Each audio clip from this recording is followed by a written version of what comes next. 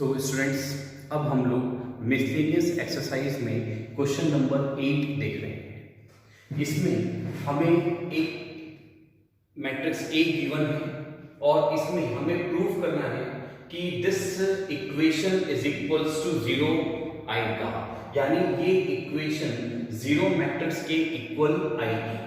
यहां पर इसमें हमें सबसे पहले a स्क्वायर फाइंड करेंगे। तो a स्क्वायर कैसे आएगा? a into A matrix, it means यहां पर आएगा 3 -1 1 2। फिर हम लोग वापस से यहां पर लेंगे 3 -1 1 2। क्या ध्यान रखना है कि जब हम a स्क्वायर मैट्रिक्स फाइंड कर रहे हैं तो इसमें हम लोग जो इंडिविजुअल एलिमेंट हैं इनका स्क्वायर नहीं करेंगे। ये तरीका गलत है। इंडिविजुअल एलिमेंट का स्क्वायर नहीं होगा, बकायदा हम पूरा मैट्रिक्स लेंगे और दोनों मैट्रिक्स को फिर हम यहां पर मल्टीप्लाई करेंगे। तो ए मैट्रिक्स इनटू ए मैट्रिक्स करेंगे। इसको सॉल्व करते हैं तो यहां पे मैट्रिक्स मल्टीप्लिकेशन करेंगे फर्स्ट रो को फर्स्ट कॉलम से, तो ये आएगा 9 - 1 दैट इज 8। फिर फर्स्ट रो सेकंड कॉलम, तो 3 + 2 5। Then second row first column, तो -3 - 2 that is -5। Next one is second row second column, -1 + 4 that will give you 3। तो ए स्क्वायर मैट्रिक्स आ चुका है। अब हम लोग यहां पर फाइंड करेंगे LHS। तो LHS है हमारे पास a square -5a + 7i। a square इसकी जगह पर आएगा एक स्क्वायर मैट्रिक्स जो हमने अभी ऊपर फाइंड किया, 8 - 5 in first column, 5 and 3 in second column.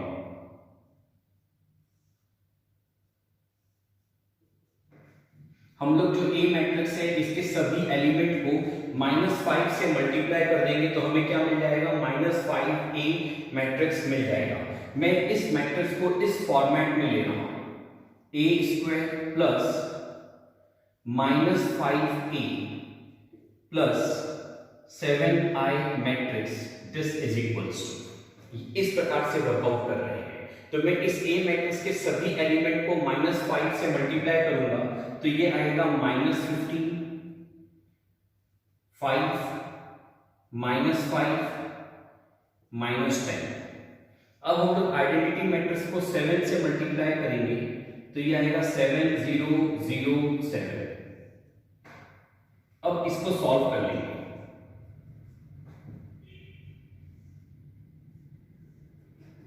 देखिए 8 - 15 + 7, तो 8 + 7 करेंगे तो 15 15 - 15 करेंगे तो 0।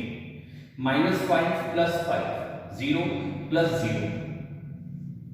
फिर है 5 - 5 0 + 0। ये है 3 - 10, तो ये आएगा -7 + 7 दैट विल गिव यू 0। इसका मतलब है ये अपने आप में क्या आ गया है? 0 मैट्रिक्स, दैट इज RHS आ चुका। तो इस प्रकार से क्वेश्चन नंबर 8 हम लोग यहां पर सॉल्व कर चुके हैं। सो स्टूडेंट्स, अब हम लोग यहां पर देख रहे हैं 9th क्वेश्चन। इस क्वेश्चन में हमें x फाइंड करना है। ये जो x है ये फाइंड करना है और इसमें हमें ये जो मैट्रिक्स गिवन है, पहले हम ये मैट्रिक्स मल्टीप्लिकेशन वर्कआउट करते हैं। तो मैं सबसे पहले फर्स्ट 2 मैट्रिक्स को मल्टीप्लाई कर रहा हूं। इसके लिए आप ये देखो कि फर्स्ट मैट्रिक्स का ऑर्डर है 1/3, सेकेंड मैट्रिक्स का ऑर्डर है 3/3। तो यहाँ पे मैट्रिक्स मल्टीप्लिकेशन पॉसिबल है और यहाँ पे जब हम इसको मैट्रिक्स को मल्टीप्लाई करेंगे तो जो मैट्रिक्स हमें मिलेगा that will be your 1/3 matrix. इन दोनों का जो रिजल्टेंट आएगा वो 1/3 मैट्रिक्स आएगा और यहाँ पर ये जो थर्ड मैट्रिक्स है ये एज इट इज रहेगी। ये जो 0 मैट्रिक्स है अभी इसको हम 0 ही लिख रहे हैं, मैं मैट्रिक्स फॉर्म में नहीं लिख रहा। ओके, क्यों नहीं लिख रहे? क्योंकि पहले हमें इसका रिजल्टेंट मैट्रिक्स क्या बनेगा ये पता करेंगे। जो ऑर्डर यहां आएगा मैट्रिक्स का, वही ऑर्डर हम यहां पर लेंगे मैट्रिक्स का। इसका मतलब अगर मान लो कि यहां पर सॉल्व करने पे 2/3 का ऑर्डर आता है, तो हम लोग ये जो मैट्रिक्स लेंगे, ये मैट्रिक्स बनेगा जीरो मैट्रिक्स, दैट इज 0 0 0 0। इस प्रकार से इसमें 6 एलिमेंट आएंगे जो कि 2/3 का ऑर्डर होगा। अगर मान लो कि इनको सॉल्व करने पे ये 1/1 का ऑर्डर आता है, तो 0 इज इक्वल्स टू होगा 0, एक सिंगल एलिमेंट आएगा। तो यहां पर इसमें कौन सा ऑर्डर बनेगा ये अभी हमें पता नहीं है, तो पहले हम इसको पूरे को सॉल्व करेंगे और जो यहां पे रिजल्टेंट मैट्रिक्स आएगा उसका जो ऑर्डर होगा उसके बेस पे इसका ऑर्डर डिसाइड होगा। तो अब यहां पे हम लोग फाइंड आउट करते हैं दिस वन। ये कैसे आएगा? फर्स्ट रो को मल्टीप्लाई करेंगे फर्स्ट कॉलम से, तो ये आएगा x प्लस 0 माइनस 2, तो ये आ जाएगा x माइनस 2। फिर फर्स्ट रो को सेकेंड कॉलम से करेंगे तो 0 माइनस 10 0। फिर फर्स्ट रो को थर्ड कॉलम से करेंगे तो 2x माइनस 5 माइनस 3। ये ऐसा आ जाएगा। अब हम लोग इन दोनों मैट्रिक्स को देखेंगे कि क्या इनका मैट्रिक्स मल्टीप्लिकेशन पॉसिबल है, तो यस पॉसिबल है। और जो रिजल्टेंट मैट्रिक्स आएगा वो 1/1 का मैट्रिक्स होगा। इसका ऑर्डर होगा 1/1 यानी सिंगल एलिमेंट होगा। क्योंकि इसमें सिंगल एलिमेंट होगा तो यहां पर ये जो जीरो मैट्रिक्स है इसमें भी एक ही एलिमेंट होगा, दैट इज 0। अब हम लोग यहां पर इसको फर्स्ट रो को मल्टीप्लाई करेंगे फर्स्ट कॉलम से, तो हमें रिजल्टेंट मिलेगा। देखो क्या आ रहा है, तो that is your X square minus 2x minus 40 then plus 2x minus 8, ये आएगा। This will be equals to 0। अब यहां पर हम लोग इक्वालिटी ऑफ टू मैट्रिसेस का कॉन्सेप्ट यूज करेंगे। इक्वालिटी ऑफ टू मैट्रिसेस, तो ये हमारे पास क्या आएगा, देयरफॉर एक्स स्क्वायर, इसको सॉल्व कर लेंगे minus 2x plus 2x cancel हो जाएगा, ये minus 40 minus 8 that will give you minus 48, this is equals to 0। तो इसको सॉल्व करेंगे तो ये आएगा X square is equals to 48। और अब इसको हम लोग फर्दर सॉल्व करेंगे। हम लोग इसको लिखेंगे सॉल्व करके x is equals two plus minus 4√3, this will be the answer. तो x की वैल्यू आ गई प्लस माइनस 4√3। ये 4√3 कैसे आया, तो हमने 48 को फैक्टराइज किया। इसके लिए मैं इसको 2 से डिवाइड करूंगा, 24 विल बी द फैक्टर। फिर हम लोग इसको 2 से डिवाइड करेंगे, तो हम यहां पर क्या कर रहे हैं, पहले 48 को 2 से डिवाइड किया तो 24 बचेगा, 24 को फिर 2 से डिवाइड किया 12 बचेगा, फिर 2 से डिवाइड करेंगे तो 6, देन अगेन डिवाइडेड बाय 2 तो बचेगा 3, फिर 3 से डिवाइड करेंगे तो 1 आ जाएगा। तो कब तक डिवाइड करते चले गए, जब तक 1 नहीं आएगा।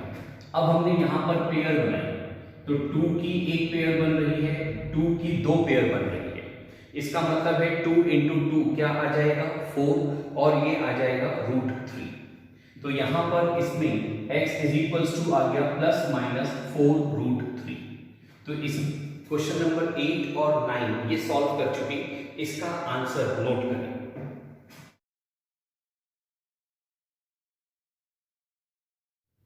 स्टूडेंट्स, हम लोग यहाँ पर क्वेश्चन नंबर 10 देख रहे हैं। इसमें 2 पार्ट है, एक तो A और B। तो हम लोग फर्स्ट ऑफ ऑल देख रहे हैं पार्ट A। इसमें देखिए क्या गिवन है, a manufacturer produces 3 products X, Y and Z which he sells in 2 market. आपसे क्या कहा गया कि एक मैन्युफैक्चरर है जो 3 प्रकार के प्रोडक्ट बना रहा है और 2 मार्केट में उसको बेच रहा है। तो ये फर्स्ट मैट्रिक्स के बारे में इंफॉर्मेशन गिवन है कि इसमें दो मार्केट हैं, हमने इनको दोनों को नाम दे दिया फर्स्ट एंड सेकंड, और इन मार्केट में ये मैन्युफैक्चरर जो प्रोडक्ट्स बेच रहा है इनको हम लोग तीन कैटेगरी में प्रोडक्ट्स को डिवाइड किया। फर्स्ट हो गया एक्स टाइप का प्रोडक्ट, वाई और जेड टाइप का प्रोडक्ट, और इसके बेस पे जो मैट्रिक्स फॉर्म होगी ये अपने को क्वेश्चन में गिवन है। तो फर्स्ट मैट्रिक्स हमें क्वेश्चन में गिवन है। अब हमें यहाँ पर आगे गिवन है annual sales are indicated below. इसमें मार्केट 1 और 2 में जो भी इनकी एनुअल सेल्स है एक्स वाई जेड की वो हमको गिवन है। इसी में अब आगे है if first part, if unit sale price of X Y and Z are rupees 2.5, rupees 1.5 and rupees 1 respectively. इसका मतलब है कि यहाँ पर अब आपको सेकेंड जो मैट्रिक्स बनेगा इसके बारे में भी दो इंफॉर्मेशन गिवन है। वन इज यूर प्रोडक्ट, तो प्रोडक्ट वही तीन है X Y and Z, and second one is unit sale price. तीनों की यूनिट सेल प्राइस गिवन है और ये यूनिट सेल प्राइस कितनी है, फर्स्ट वाले के लिए है रुपीज 2.5, नेक्स्ट वाले के लिए है रुपीज 1.5 और लास्ट वाले के लिए है रुपीज 1। इस प्रकार से इंफॉर्मेशन गिवन है। और अब इसमें हम लोग सबसे पहले ये देखें कि हमारा जो यहाँ पर दोनों जो मैट्रिक्स है इसमें कॉमन क्या है, ये देखें। दोनों में कॉमन क्या है, प्रोडक्ट। दोनों में अगर प्रोडक्ट कॉमन है तो फर्स्ट मैट्रिक्स के अंदर प्रोडक्ट कॉलम की हेडिंग बनेगा। ध्यान रखें जो कॉमन है तो फर्स्ट मैट्रिक्स में वो कॉमन इंफॉर्मेशन कॉलम की हेडिंग बनेगी। तो यहां पर प्रोडक्ट कॉलम की हेडिंग बनेगा। क्योंकि यहां पर तीन प्रकार के प्रोडक्ट्स हैं, we are having 3 types of product, therefore we are having 3 column. इसलिए हमारे पास यहां पर कितने कॉलम होंगे, 3 कॉलम होंगे, एक्स वाई एंड जेड। ऐसे यहां पर 3 कॉलम बनेंगे। अब इसमें यहां पे ये जो मार्केट है ये आपका आएगा रो की हेडिंग के रूप में।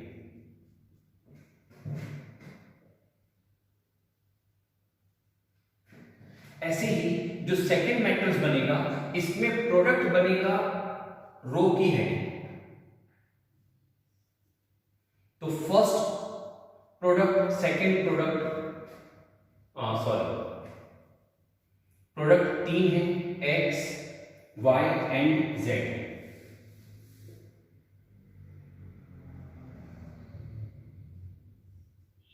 तो यहां पर देखिए अब जो ये प्रोडक्ट है ये सेकंड मैट्रिक्स में कॉलम की जगह पर रो की हेडिंग बनेगा। फर्स्ट मैट्रिक्स में क्या बना था, कॉलम की हेडिंग, और सेकंड मैट्रिक्स में क्या बनेगा, रो की हेडिंग बनेगा। तो यहां पर ये रो हेडिंग बनेगी प्रोडक्ट। तो इंपॉर्टेंट इशू क्या है, तो इंपॉर्टेंट है ये प्रोडक्ट के बारे में। जो कॉमन है उसके बारे में ध्यान देना है कि फर्स्ट मैट्रिक्स में ये कॉलम की हेडिंग बनेगा और सेकंड मैट्रिक्स में ये रो की हेडिंग बनेगा। यहां पर आएगा यूनिट सेल प्राइस। अब इसमें x की वैल्यू कितनी है, x की यूनिट सेल प्राइस कितनी है 2.5, नेक्स्ट इज 1.5, नेक्स्ट इज 1।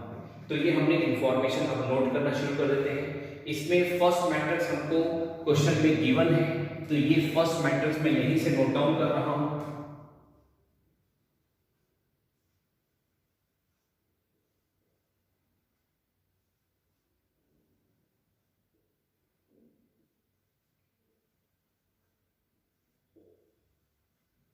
तो हमारे पास ये इंफॉर्मेशन गिवन है। फिर से मैं एक बार आपको एक्सप्लेन कर रहा हूं कि ये वर्कआउट कैसे किया। तो आप ध्यान दो कि हमें जो फर्स्ट मैट्रिक्स है इसके बारे में 2 इंफॉर्मेशन गिवन है, एक मार्केट के बारे में, दूसरा प्रोडक्ट के बारे में। तो हमने वो पहले यहाँ नोट कर लिया। फिर सेकेंड मैट्रिक्स के बारे में 2 इंफॉर्मेशन गिवन है, एक प्रोडक्ट के बारे में और दूसरा उन प्रोडक्ट की यूनिट सेल प्राइस के बारे में। तो हमने यहाँ पर वो दोनों कैटेगरी बना ली। अब देखा कि दोनों में क्या चीज कॉमन है, तो प्रोडक्ट कॉमन है। तो जो चीज कॉमन है फर्स्ट मैट्रिक्स में वो कॉलम की हेडिंग बनेगा और सेकंड मैट्रिक्स में वो रो की हेडिंग बनेगा, ये इंपॉर्टेंट है। अब फर्स्ट मैट्रिक्स में प्रोडक्ट तो आ गया कॉलम की हेडिंग के रूप में, तो मार्केट अब कहां आएगा, तो तय है कि ये कहां आएगा, रो की हेडिंग। ऐसे ही सेकंड मैट्रिक्स में प्रोडक्ट आ चुका रो की हेडिंग के रूप में, तो ये यूनिट सेल प्राइस किसकी हेडिंग बनेगी, कॉलम की। अब इस पूरे इसमें यहां पर हम लोग इनका जो मल्टीप्लिकेशन करेंगे तो रिजल्टेंट मैट्रिक्स आएगा। इस रिजल्टेंट मैट्रिक्स का ऑर्डर क्या होगा, तो यहां पर देखिए फर्स्ट मैट्रिक्स का ऑर्डर है 2/3, सेकंड मैट्रिक्स का ऑर्डर है 3/1। तो जब मैं इनको मल्टीप्लाई करूंगा तो इसका रिजल्टेंट मैट्रिक्स का ऑर्डर आएगा 2/1। अब इस रिजल्टेंट मैट्रिक्स की हेडिंग क्या होगी, तो आपको आगे देखो क्वेश्चन में सेंटेंस में गिवन है। मैं 10th का ए पार्ट इसमें रेस्पेक्टिवली के आगे रीड कर रहा हूं। Find the total revenue in each market with the help of matrix algebra. Matrix algebra word given है, इसका मतलब है मैट्रिक्स मल्टीप्लिकेशन के थ्रू हमें इसको सॉल्व करना है। और इसमें फाइंड क्या करने को बोला है, find the total revenue in each market. तो देखो आपको जो रिजल्टेंट मैट्रिक्स आएगा इसके बारे में भी दो इंफॉर्मेशन गिवन है, एक मार्केट और दूसरा टोटल रेवेन्यू। तो यहां पर देखें ये जो रिजल्टेंट मैट्रिक्स बनेगा इसमें मार्केट आएगा आपका रो की हेडिंग के रूप में और कॉलम की हेडिंग के रूप में आएगा टोटल रेवेन्यू।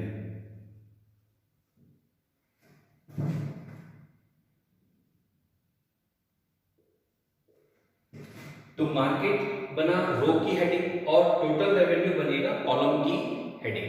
ये कैसे पता चला, तो पहले तो ये क्लियर करें कि रिजल्टेंट मैट्रिक्स में दो चीजें हैं, एक मार्केट और दूसरा टोटल रेवेन्यू। अब आप देखो कि जब मैंने इन दोनों का मल्टीप्लिकेशन किया तो जो रिजल्टेंट मैट्रिक्स आएगा वो 2/1 का आएगा। ये 2 किसके कारण आ रहा है, इस फर्स्ट मैट्रिक्स के रो के कारण। इस रो की हेडिंग किसके बारे में है, मार्केट के बारे में। तो रिजल्टेंट मैट्रिक्स में भी किसके बारे में आएगा, मार्केट के बारे में। ओके, अब देखो यहां पर कॉलम की हेडिंग क्या आ रही है, यूनिट सेल प्राइस। तो ये सेल्स के बारे में बात कर रहा है, ये रेवेन्यू के बारे में बात कर रहा है। ओके, तो यहां पर चूंकि ये यूनिट की बात कर रहा है, यूनिट सेल की, तो इसी से मुझे क्या मिलेगा, टोटल रेवेन्यू। तो यहां पर इसकी कॉलम की हेडिंग क्या बनेगी, टोटल रेवेन्यू। अब इसको मल्टीप्लाई करेंगे तो 10,000 को 2.5 से मल्टीप्लाई करेंगे, ये आएगा 25,000। 2,000 को 1.5 से मल्टीप्लाई करेंगे, दैट विल गिव यू 3,000। 18,000 को 1 से मल्टीप्लाई करेंगे और अब इनको ऐड कर देंगे, तो ये आएगा हमारे पास 46,000। तो फर्स्ट मार्केट की टोटल रेवेन्यू आ चुकी है 46,000। अब देखो सेकंड मार्केट में 6,000 को मल्टीप्लाई करेंगे 2.5 से, ये आएगा 15,000। 20,000 को मैं मल्टीप्लाई करूंगा 1.5 से, तो ये आएगा 30,000। फिर 8,000 को मल्टीप्लाई करेंगे 1 से, दैट विल गिव यू 8,000। अब हम लोग इन सबको ऐड करेंगे तो ये आएगा 45 प्लस 8, दैट इज 53,000। तो सेकंड जो मार्केट है इसकी टोटल रेवेन्यू आ गई 53,000। तो ये हमारा 10th क्वेश्चन का ए पार्ट सॉल्व हो चुका है। ओके, इसको नोट डाउन करें।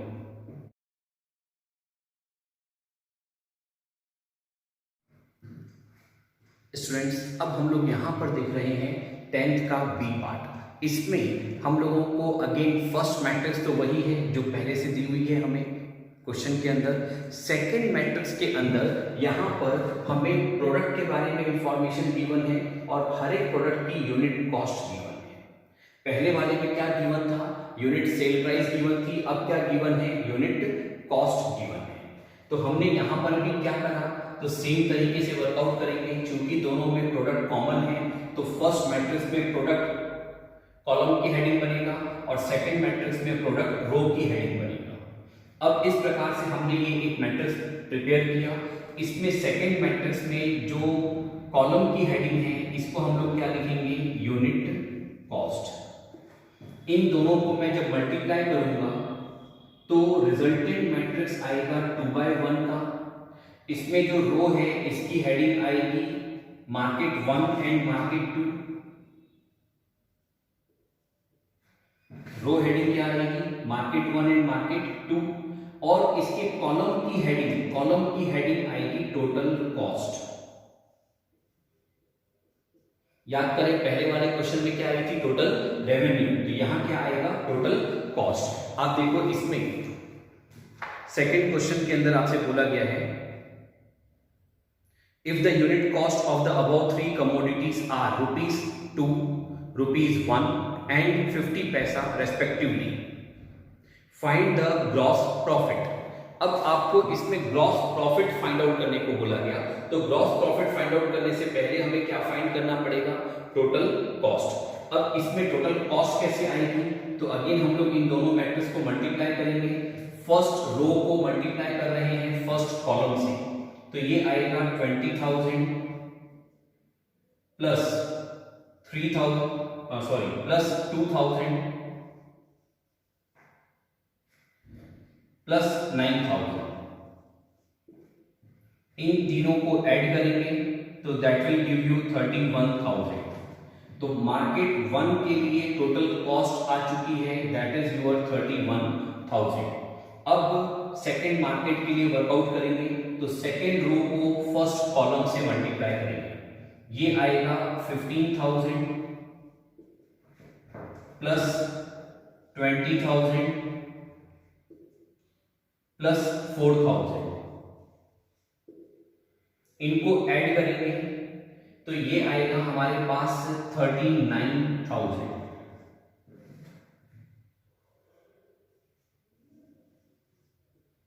तो इस प्रकार से हमारे पास रिजल्टेंट मैट्रिक्स आ चुका, तो हमें टोटल कॉस्ट मिल चुकी। अब हम लोग यहां पर पता करना चाहते हैं ग्रॉस प्रॉफिट। तो ग्रॉस प्रॉफिट कैसे आएगा, तो हम लोग यहां पर फॉर्मूला लिखेंगे,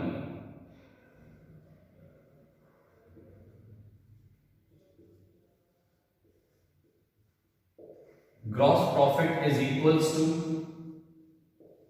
total revenue minus total cost. भाई ग्रॉस प्रॉफिट कैसे आएगा, total revenue minus total cost.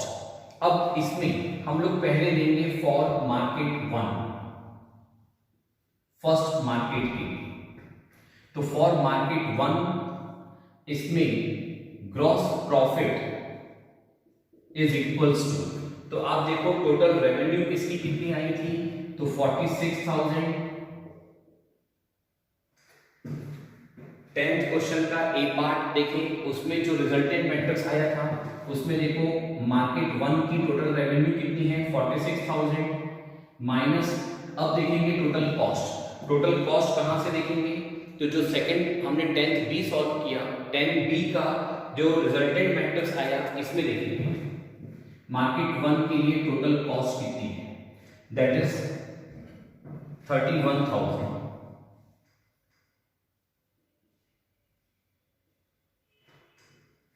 तो यहां पर ग्रॉस प्रॉफिट आएगा मार्केट 1 के लिए 46,000 माइनस 31,000, दैट इज 15,000। ऐसे ही अब हम लोग यहां पर ग्रॉस प्रॉफिट निकालेंगे फॉर मार्केट 2, सेकेंड मार्केट की।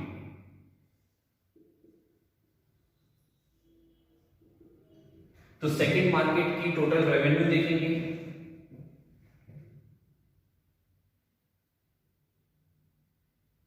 सेकेंड मार्केट की टोटल रेवेन्यू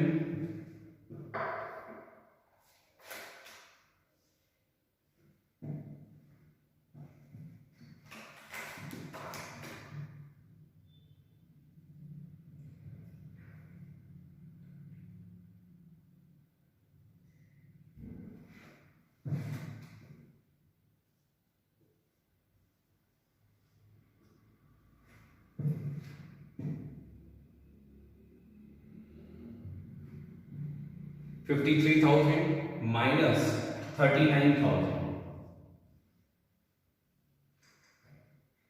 इसको सॉल्व करेंगे तो सेकेंड मार्केट का ग्रॉस प्रॉफिट आ जाएगा। तो सेकेंड मार्केट का ग्रॉस प्रॉफिट आएगा 14,000 रुपीज, 14,000। तो यहां पर ये आंसर आ चुका। इसको सॉल्व करें।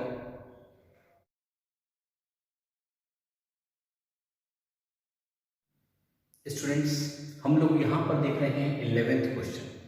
इस क्वेश्चन में हमें मैट्रिक्स एक्स फाइंड करना है। इसमें हमें ये इंफॉर्मेशन गिवन है, यहाँ पर मैट्रिक्स एक्स फाइंड करना है। ये एक मैट्रिक्स से मल्टीप्लाई हो रही है जो कि एक 2/3 का मैट्रिक्स है, और जो रिजल्टेंट मैट्रिक्स आ रहा है ये भी एक 2/3 का मैट्रिक्स है। तो ये जो मैट्रिक्स एक्स है, अब हमें ये फाइंड करना है। तो सबसे पहले ये पता करना पड़ेगा कि इस मैट्रिक्स का ऑर्डर क्या होगा। तो हम लोग मैट्रिक्स मल्टीप्लिकेशन का कॉन्सेप्ट याद करें कि जब हम लोग दो मैट्रिक्स को मल्टीप्लाई करते हैं तो इसमें फर्स्ट मैट्रिक्स के number of column second matrix के नंबर ऑफ कॉलम से ये मैच होना चाहिए। ओके, और फिर जो रिजल्टेंट मैट्रिक्स बनता है, इसमें रिजल्टेंट मैट्रिक्स के अंदर फर्स्ट मैट्रिक्स के नंबर ऑफ रोज आएंगे और सेकेंड मैट्रिक्स के नंबर ऑफ कॉलम आएंगे। अब इसमें आप देखें कि यहां पर हमारे पास जो सेकेंड मैट्रिक्स है ये गिवन है। इस सेकेंड मैट्रिक्स का ऑर्डर है 2/3। तो इसका मतलब है जो फर्स्ट मैट्रिक्स है, इस फर्स्ट मैट्रिक्स में भी नंबर ऑफ कॉलम 2 होंगे। अगर सेकेंड मैट्रिक्स में नंबर ऑफ रो 2 है तो फर्स्ट मैट्रिक्स में नंबर ऑफ कॉलम 2 होंगे। अब इसमें फर्स्ट मैट्रिक्स का ऑर्डर कैसे आएगा, रो कैसे पता चलेगी? तो इसमें आप देखो जो रिजल्टेंट मैट्रिक्स है इसका ऑर्डर गिवन है। तो रिजल्टेंट मैट्रिक्स में जो नंबर ऑफ रोज हैं यही आपके फर्स्ट मैट्रिक्स के नंबर ऑफ रोज बनोगे। तो ये फर्स्ट मैट्रिक्स का ऑर्डर आएगा 2/2। सेकेंड मैट्रिक्स हमें गिवन है, रिजल्टेंट मैट्रिक्स हमें गिवन है। अब आप इसको वापस देखो तो जब हम दो मैट्रिक्स को मल्टीप्लाई करते हैं तो दोनों में पहले ही चेक करते हैं कि क्या मैट्रिक्स मल्टीप्लिकेशन पॉसिबल भी है या नहीं, और फिर अब देखते हैं कि इसका रिजल्टेंट मैट्रिक्स क्या बनेगा। तो रिजल्टेंट मैट्रिक्स बनेगा 2 × 3 का मैट्रिक्स। तो हमें ये फर्स्ट मैट्रिक्स जो एक्स मैट्रिक्स है इसका ऑर्डर मिल चुका है। अगर इसका ऑर्डर 2/2 है तो इसका मतलब है कि ये जो x है इसमें 4 एलिमेंट्स होंगे। There will be 4 elements in this matrix. तो यहां पर हम लोग सबसे पहले लिखेंगे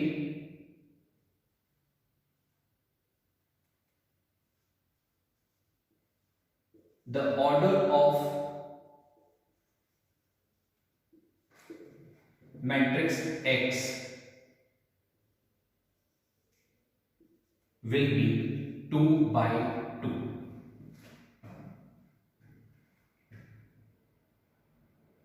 फिर नीचे लिखेंगे let x is equals to। तो हमें यहां पर ये मैट्रिक्स का ऑर्डर मिल चुका, और अब हम लोग यहां पर क्या लिखेंगे, इसमें इस मैट्रिक्स के एलिमेंट्स लेना। तो इन एलिमेंट्स को हम नाम दे देते हैं x11, x12, x21, x22। हम लोग अब इनके बारे में यहां पर इसको प्लेस कर देते हैं और फिर इसको सॉल्व करते हैं। ये इतना समझ में आ रहा है कैसे किया। अब इसके बाद हम लोग क्या करेंगे, इस x की जगह पर मैं ये पूरा मैट्रिक्स लूंगा, x11, x12, x21, x22। अब ये ना अगर मैं x11, x12 ऐसे लूंगा तो थोड़ा सा ये हमको टफ लगेगा वर्किंग करना। इसकी जगह पर मैं इनको a b c d दे देता हूं, तो ये हमारे लिए वर्किंग करना आसान हो जाएगा। a b c d जितने न्यूमेरिकली आते जाएंगे ना उतना दिक्कत आएगी, तो इसलिए मैंने क्या किया, a b c d दे दिया। तो हमारे पास x मैट्रिक्स है a b c d। हमारे पास सेकेंड मैट्रिक्स है 1 2 3 4 5 6। दिस इज इक्वल्स टू, जो रिजल्टेंट मैट्रिक्स है वो नोट कर लेंगे, -7 -8 -8 2 4 6। अब मैं यहां पर इन दोनों मैट्रिक्स को मल्टीप्लाई करूंगा। लेफ्ट हैंड साइड में देखिए दोनों मैट्रिक्स का मल्टीप्लिकेशन करेंगे, तो मैं इसमें सबसे पहले फर्स्ट रो को फर्स्ट कॉलम से मल्टीप्लाई करूंगा। क्या आएगा? a plus 4b, a plus 4b। फिर फर्स्ट रो को सेकंड कॉलम से मल्टीप्लाई करेंगे। क्या आएगा? 2a plus 5b, 2a plus 5b। इसके बाद फर्स्ट रो को थर्ड कॉलम से मल्टीप्लाई करेंगे। ये आएगा 3a प्लस 6b। इसके बाद अब हम लोग यहां पर आएंगे सेकेंड रो में। सेकेंड रो को फर्स्ट कॉलम से मल्टीप्लाई करेंगे। ये आएगा c plus 4d, c plus 4d। इसके बाद हम लोग सेकेंड रो को सेकेंड कॉलम से मल्टीप्लाई करेंगे। That will give you 2c plus 5d। इसके बाद सेकेंड रो को थर्ड कॉलम से मल्टीप्लाई करेंगे। ये आएगा 3c plus 6d।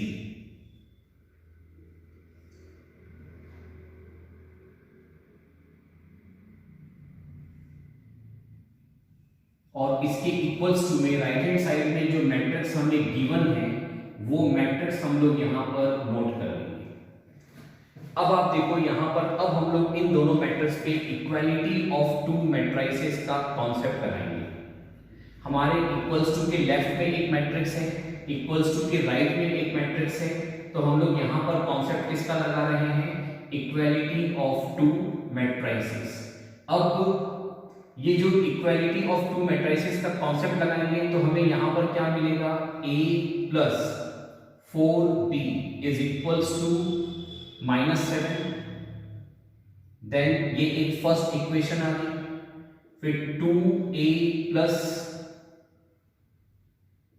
5b is equals to -8। This is the second equation. 3a plus 6b is equals to -8। मैं इस थर्ड इक्वेशन को फॉर्म करने से पहले इस पूरे को 2 से डिवाइड कर दूंगा।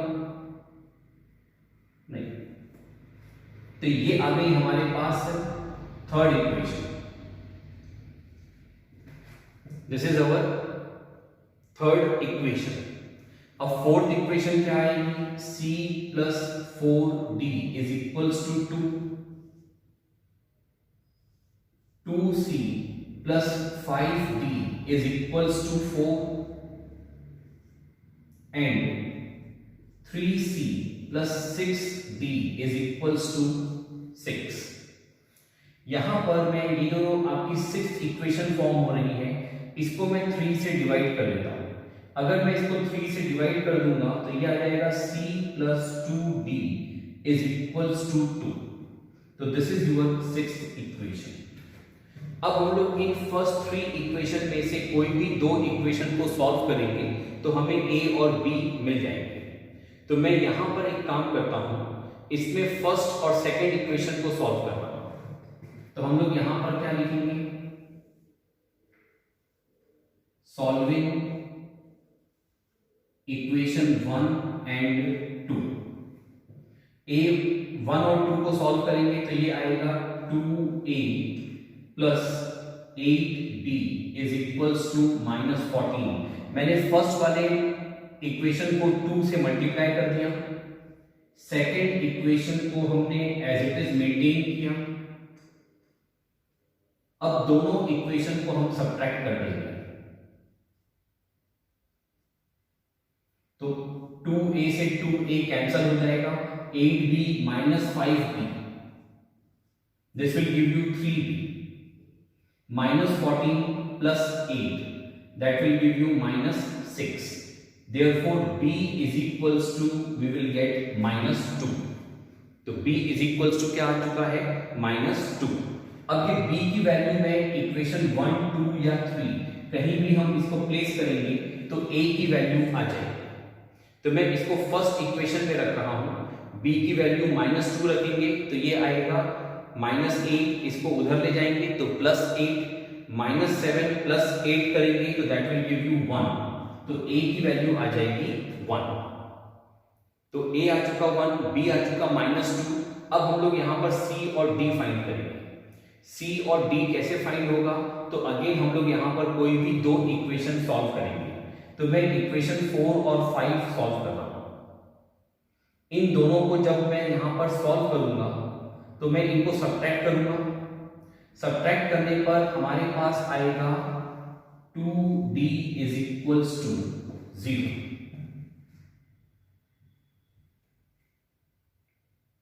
2d = 0। अब यहां से हमें d = क्या मिलेगा, 0। अब d 0 है तो c की वैल्यू आ जाएगी 2। तो हमारे पास अब आंसर आ चुका। a है 1, b है -2, c है 2 और d है 0। तो this is the solution of 11th question. इसको नोट डाउन करें।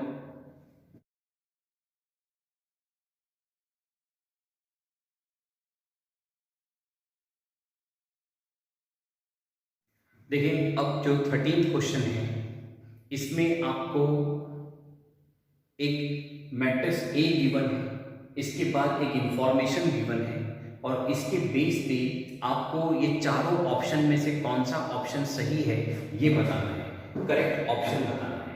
तो सबसे पहले हम लोग यहाँ पर इसमें ये जो a² है ये फाइंड करते हैं। a² फाइंड करना है तो क्या ध्यान रखना है, हम लोग a × a करेंगे। फर्स्ट a मैट्रिक्स क्या है, alpha beta gamma minus alpha. यहां भी क्या आ जाएगा, alpha beta gamma minus alpha.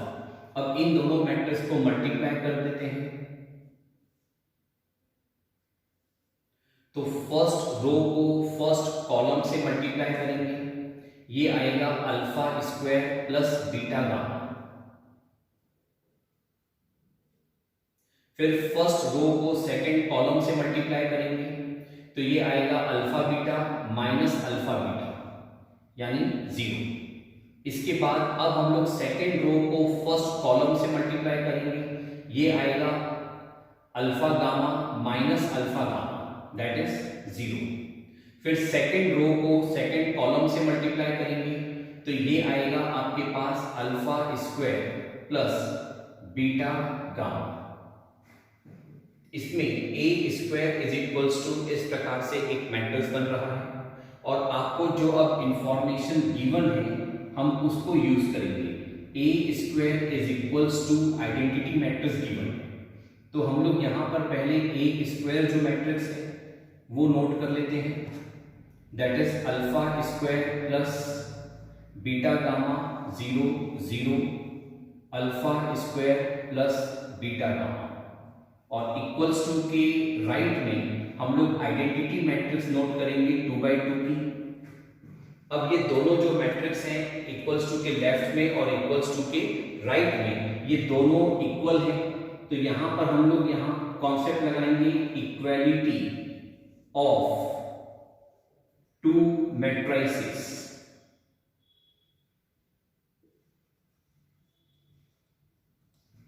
अब इक्वालिटी ऑफ टू मैट्रिसेस का कॉन्सेप्ट लगाए तो ये आएगा α² प्लस बीटा गामा = 1। अब हम लोग यहां से ऑप्शन लिखते हैं।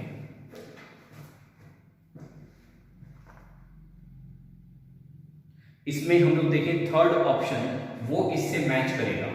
मैं ये α² और β² इस पूरे को पहले मैं पूरी इक्वेशन को माइनस से मल्टीप्लाई कर देता हूं तो ये आ जाएगा -α² माइनस बीटा गामा = -1। अब इस -1 को लेफ्ट हैंड साइड में लाएंगे तो ये क्या आ जाएगा 1 पॉजिटिव, फिर -α² माइनस बीटा गामा ये एज इट इज रहेगा लेफ्ट हैंड साइड में। अब इक्वल्स टू के राइट में कुछ नहीं बचा तो वहां क्या लिखेंगे 0। तो ये इक्वेशन बन गई। तो option C is the correct answer. Option C is the correct answer.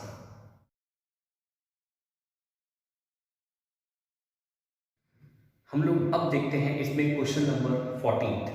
इस 14th क्वेश्चन में हमें यहाँ पर मैट्रिक्स ए गिवन है और इसमें बारे में ये बताया गया है कि ये मैट्रिक्स सिमेट्रिक भी है और स्क्यू सिमेट्रिक भी है। देखो मैट्रिक्स ए सिमेट्रिक है, इसका मतलब है कि अगर मैं ए ट्रांसपोज ऑब्टेन करूंगा तो ये ए के इक्वल आएगा, ओरिजिनल मैट्रिक्स के इक्वल आएगा। क्यों? क्योंकि ये सिमेट्रिक है। अब ये कह रहे हैं कि स्क्यू सिमेट्रिक भी है, तो इसका मतलब है कि यहां पर मैं ए ट्रांसपोज करूंगा और ये माइनस ए के इक्वल आएगा। तो देखो सिमेट्रिक मैट्रिक्स के कॉन्सेप्ट से क्या मिला, A transpose is equals to A, और स्क्यू सिमेट्रिक मैट्रिक्स के कॉन्सेप्ट से क्या मिला, A transpose is equals to minus A. तो ये दो इक्वेशन फॉर्म हो गई। अब हम लोग यहां पर इसको सॉल्व करते हैं। तो मैं दोनों इक्वेशन को सॉल्व कर रहा हूं, तो यहां पर मैं लिखूंगा सॉल्विंग इक्वेशन 1 एंड 2। तो मैं इक्वेशन 1 से ए ट्रांसपोज की वैल्यू यहां पर पुट कर दूं, तो ए ट्रांसपोज की जगह पर यहां क्या आ जाएगा, ए इक्वेशन 1 से, और ये आ गया यहां पर minus A as it is. Okay, तो फिर से देख लेंगे ए ट्रांसपोज की जगह पर ए कहां से आया, फ्रॉम इक्वेशन 1। तो यहां पर हम लोग लिखेंगे कि because A transpose is equals to A, ये इक्वेशन 1 में गिवन है। अब हम लोग इन दोनों को सॉल्व कर रहे हैं, तो ये माइनस ए मैट्रिक्स है, मैं इसको लेफ्ट में लाऊंगा, तो ये क्या बन जाएगा, A plus A is equals to 0 matrix. A matrix को ए मैट्रिक्स से ऐड कर रहा हूं, तो ये क्या आएगा, 2a matrix is equals to 0 matrix. तो अब मैं पूरे को 2 से डिवाइड कर दूंगा, तो क्या आएगा, a matrix is equals to 0 matrix.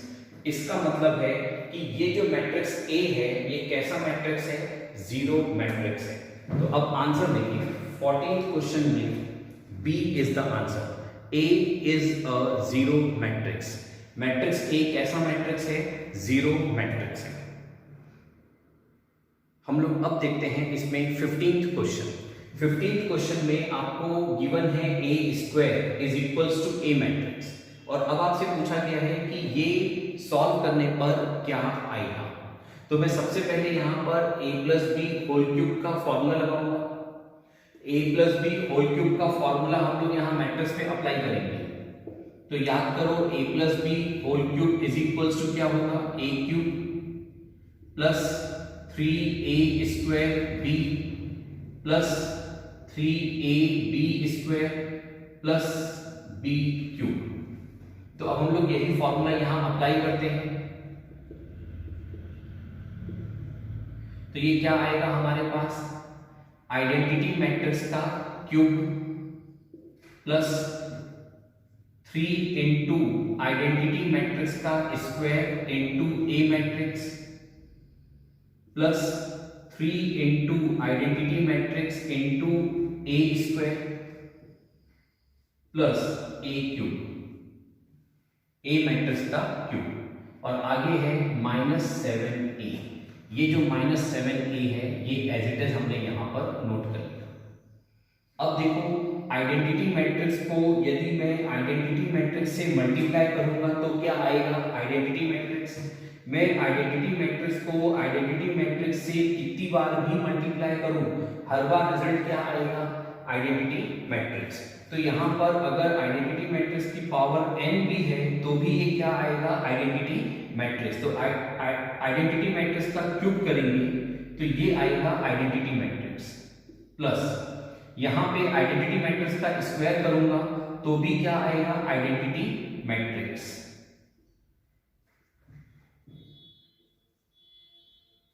अब ये जो ए स्क्वायर है, ये ए स्क्वायर मैट्रिक्स हमको यहां पर गिवन है, A square is equals to ए। तो मैं इस ए स्क्वायर की जगह पर क्या लिख रहा हूं, ए मैट्रिक्स। यहां पर ये है आपका ए क्यूब। इस ए क्यूब को हम लोग यहां पर लिख सकते हैं ए स्क्वायर इंटू ए, और ये -7a matrix as it is.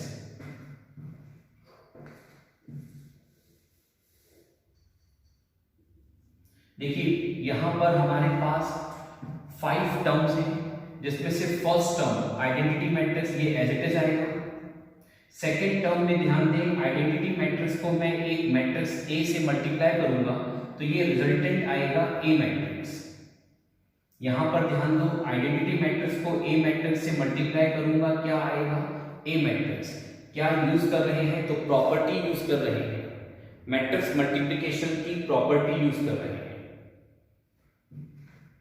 इसके बाद ये अगेन आइडेंटिटी मैट्रिक्स को ए मैट्रिक्स से मल्टीप्लाई करेंगे, क्या आएगा? ए मैट्रिक्स। तो 3a।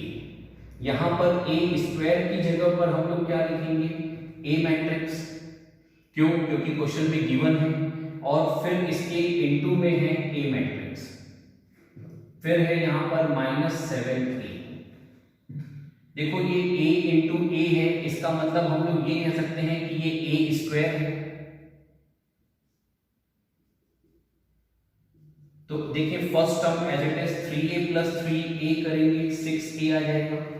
यहां पर है ये a स्क्वायर की जगह पर क्या लिखेंगे? a, क्वेश्चन में गिवन है हमें, और आगे आएगा -7a एज इट इज। इसको सॉल्व करेंगे तो 6a प्लस a ये आएगा 7a, -7a, तो ये पूरा कैंसिल हो गया। सिर्फ क्या बचेगा आपके पास? Identity matrix. तो 15th क्वेश्चन का आंसर आ चुका, दैट इज आइडेंटिटी मैट्रिक्स। तो इसका सही ऑप्शन है C. Option C is the correct answer.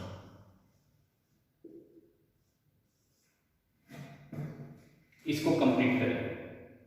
तो यहां पर हम लोगों ने ये चैप्टर कंप्लीट कर लिया है, और अब इसमें नेक्स्ट लेक्चर में हम लोग डिटरमिनेंट चैप्टर शुरू करेंगे।